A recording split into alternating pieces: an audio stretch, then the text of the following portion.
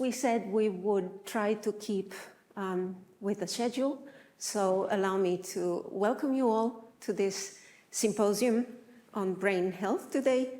It is a topic that is really not typically included in neuroscientific conference programs yet. I would say that if you allow me a pun, it is a no-brainer that neuroscientists should take it to heart and consider promoting brain health. Here is the outline. I hope it's going to work.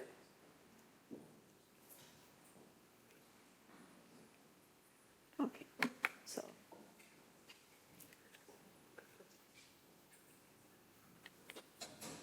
Okay, the outline of our program today looks like this. I have to inform you of a slight change in the program. There is an error. We assumed that the presentation at 5 o'clock would be by Dr. Sanjula Dhilan Singh. In fact, it's going to be Dr. Voss, and Dr. Dhilan Singh is going to follow that presentation. But you will hear about that as we go along. To begin with, I am Maja Bresjanac, and I am going to start by giving you a little bit of a background to this symposium.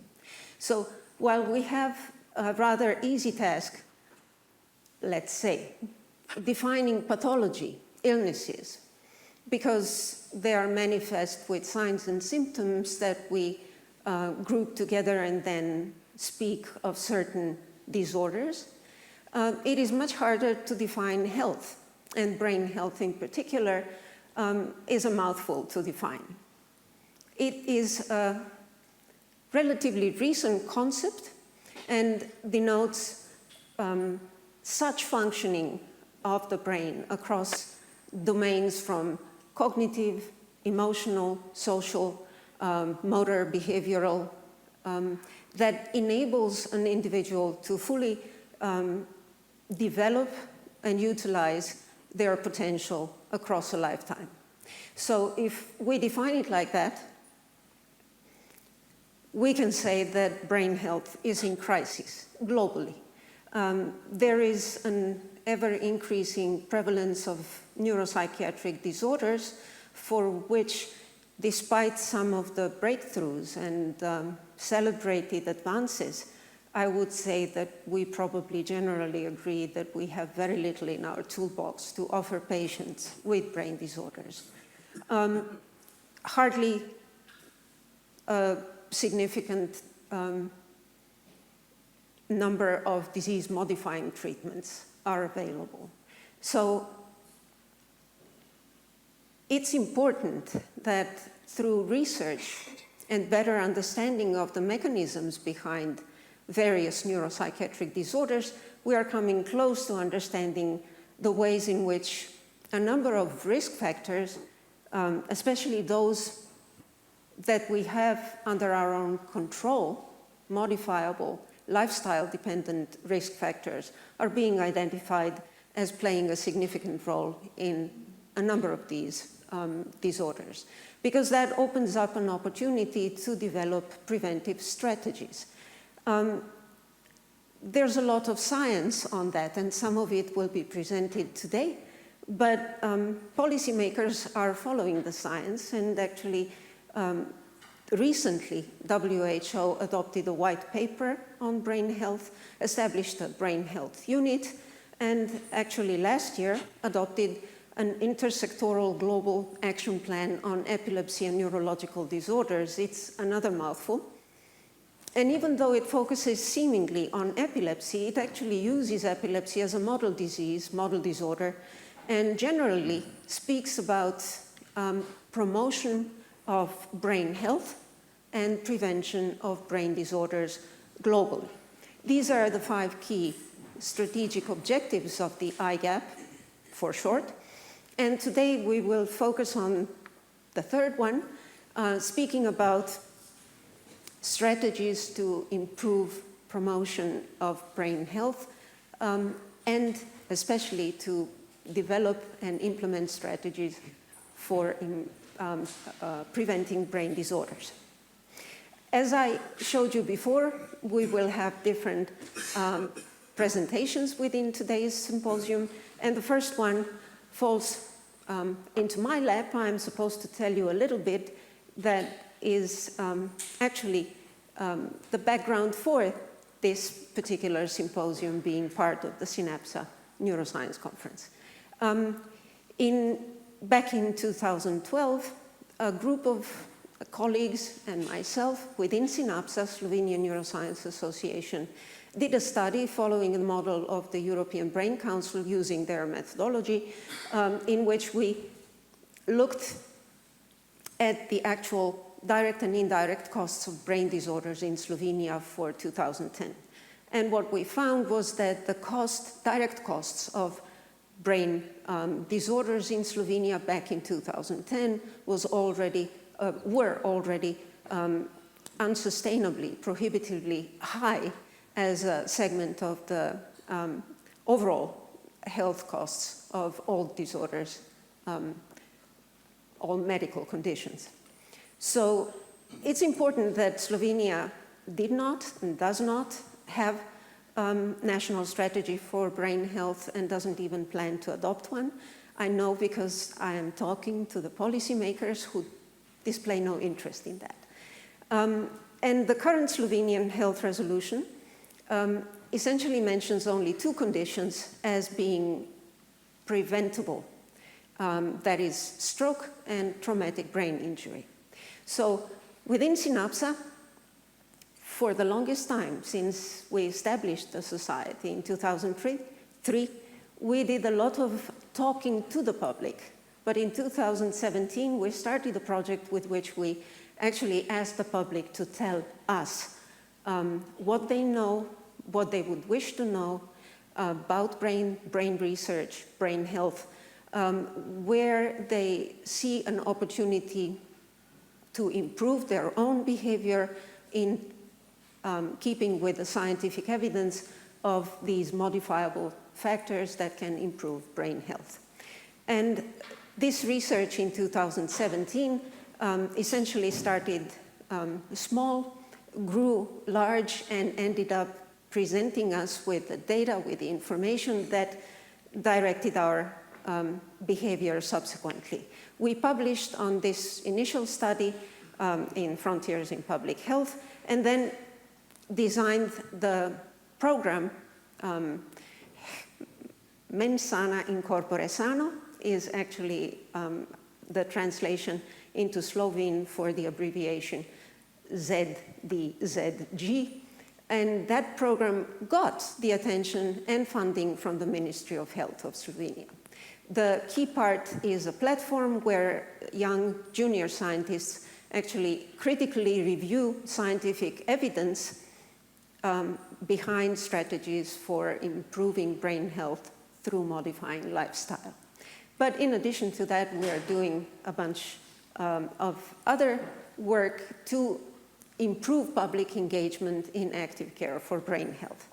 I'm not going to go into details there. I'm just going to summarize the results of our two surveys because they give us a little bit of an insight into public interest and engagement in care for their own brain health. So this is the first survey where we listened to the public. Initially, we did about 200 direct person-to-person interviews. Based on those, we designed an online survey and administered it by the snowball pattern of recruiting participants. Of those 2,500 and some, we selected for the final analysis in the paper that I presented to you, a little bit over 1,000 of those who declared themselves to be lay in terms of not being educated in brain research, neuroscience, or brain health, and analyzed the views and habits of this part of our sample. So by default, the sample was not representative for the whole Slovenian population. Even though a vast majority declared brain health to be important, very important, or most important thing for the quality of life. The people, generally speaking, this is a busy illustration, but the dark rows show you the percentage of those who identified certain healthy practices like enough sleep or avoiding brain injury and so forth. And the brown colors indicate the percentage of people who actually engage in such recognized healthy practices. So as we see, they are good at identifying, but not so good at executing the healthy practices. When asked about the obstacles, I am sticking just to the few key points of the study that I otherwise invite you to read directly from the paper. They listed as obstacles, of course, lack of time and information, mostly lack of time, but they also pointed out that they have problems in finding trustworthy sources, which is an important bit of information because they, in addition to that, told us that they would really wish to see more expert communication directly with the public. And would appreciate if we would open up to them, asking questions and being able to understand better what to do, how to do it, and what the outcome might be. So that is what we did in 2017. In the meantime, we launched the program and decided to go about gathering information in a more systematic way. We joined forces with the Center for Public Opinion Research of Slovenia and essentially introduced a block of questions related to brain health into this annual collection of information. And this time, based on the way that we did the recruiting, the sample was similar in size, yet much more representative. The results are similar, though. And I literally got some analysis last night from my colleague who did the statistical analysis, so I will again summarize just the gist. 84% consider brain health to be important, very, or most important for the quality of life. They are again very good at recognizing what brain disorders can be modified through lifestyle adjustments, and they are good at identifying healthy practices, much more so than sticking to them. Similar obstacles to healthy behavior with some differences between the age groups. The younger people claim they have too little time, and the older claim they have little information. Additional information that we gathered from the public opinion research allowed us to check also for the lack of means, which we deem to be important, of course, as well. Again, they pointed out that they would like more direct communication from the experts.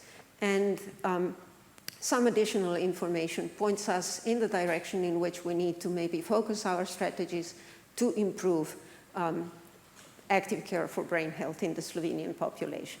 So if I may suggest what the take-home messages are in order not to let the brain hang out to dry, at least in Slovenia, Slovene public appreciates their brains and they would like to take care of them, but need help. And neuroscientists can do a lot about it. Slovenia, in my humble opinion, needs a strategy and action plan for its implementation to improve brain health. And we, the scientists, need to relay brain health related scientific data better to the public. Specifically, Synapsa and our program that is devoted to those goals can and does plan to improve the situation by continuing systematic gathering of information in order to inform the policymakers. We will keep up with the efforts to communicate brain health-related scientific evidence, and we are, as of this year, focusing specifically on school kids, so addressing the youngest population, because that's when you acquire healthy habits for the rest of your life. That is all from me. I would like to thank everybody who did the work and all the participants who spoke to us, and of course those who enabled us to do the work, especially Ministry of Health, whom I hope will listen even more in the future. Thank you very much. If you have any question for me, please, you can ask it now.